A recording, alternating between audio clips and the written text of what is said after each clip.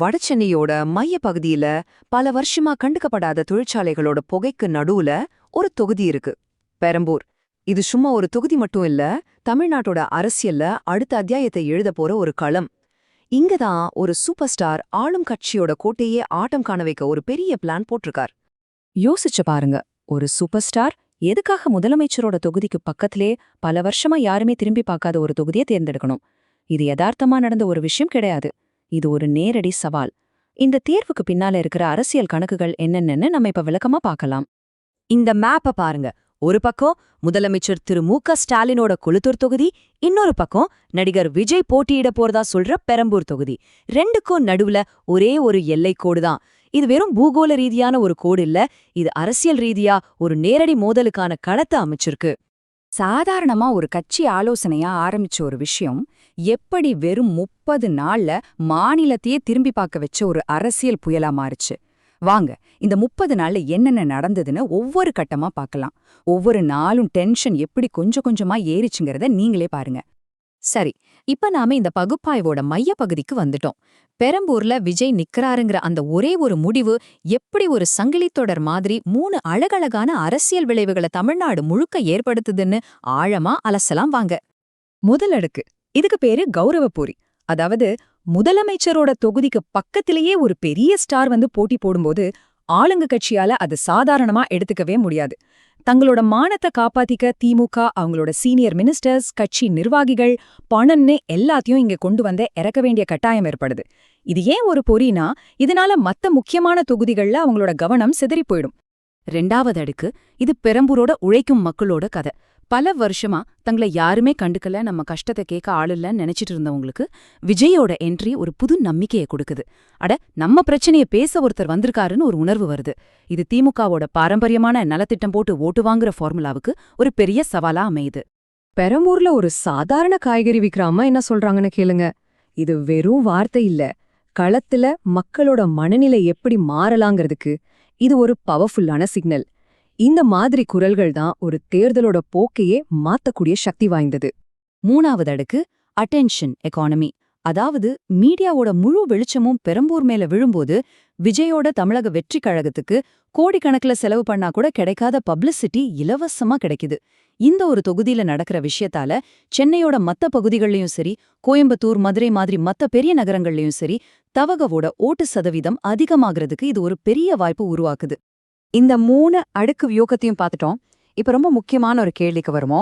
இந்த அரசியல் சூதாட்டத்துல ஜெயிக்க போறது யாரு, தோக்க போறது யாரு? உண்மையிலே இதுல பந்தயமா வச்சிருக்கிறது என்ன? இந்த வியூகத்தோட வெற்றி தோல்விய இந்த பட்டியல்ல பார்க்கலாம். யாருக்கெல்லாம் லாபம்? முதல்ல விஜய். ஜெயிச்சாலும் தோத்தாலும் இந்த ஒரே ஒரு தேர்தல் மூலமா தன்னோட அரசியல் பலத்தை அவர் நிரூபிச்சிடுவாரு.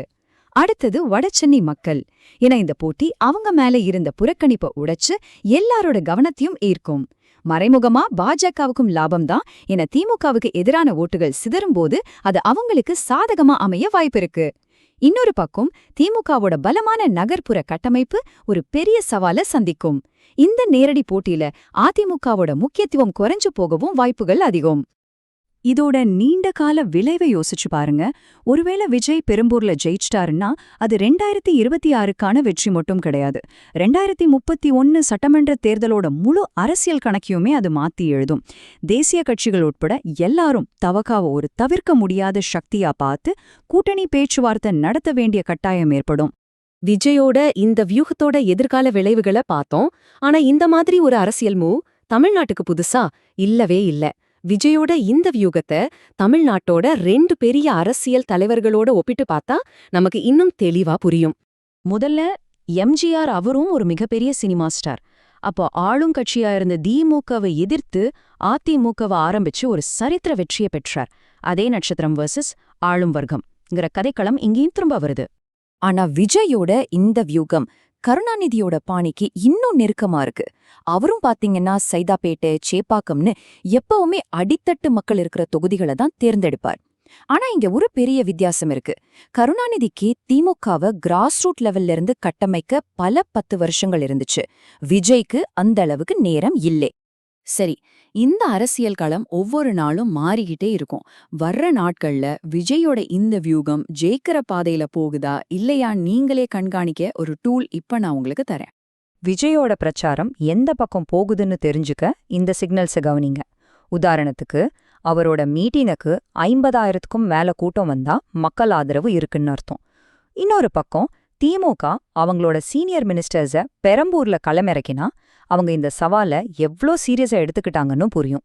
இந்த சிக்னல்கள் தான் நடக்க போற கதையை நமக்கு சொல்லும். கடைசியா நாம இந்த பகுப்பாய்வை எங்க ஆரம்பிச்சோமோ அங்கேயே திரும்பி வர்றோம். விஜயோட இந்த தேர்வுக்கு பின்னாடி இருக்கிற மையக்கருத்து இதுதான். கண்டுக்கப்படாத மக்களுக்கு ஒரு குரலா இருக்கணும். பெரம்பூர்ல நிக்கிறது மூலமா விஜய் சொல்ற மெசேஜ் இதுதான். இது சும்மா ஒரு அரசியல் ஸ்டேட்மெண்ட் இல்ல, இது ஒரு நேரடியான தனிப்பட்ட சவால். நீங்க இத பார்க்காம விட்டீங்களோ, அங்க நின்னு நான் அரசியல ஆரம்பிக்கிறேன் அப்படிங்கிறது தான் இதோட அர்த்தம். அப்போ நம்ம முன்னாடி இருக்கிற இறுதி கேள்வி இதுதான்.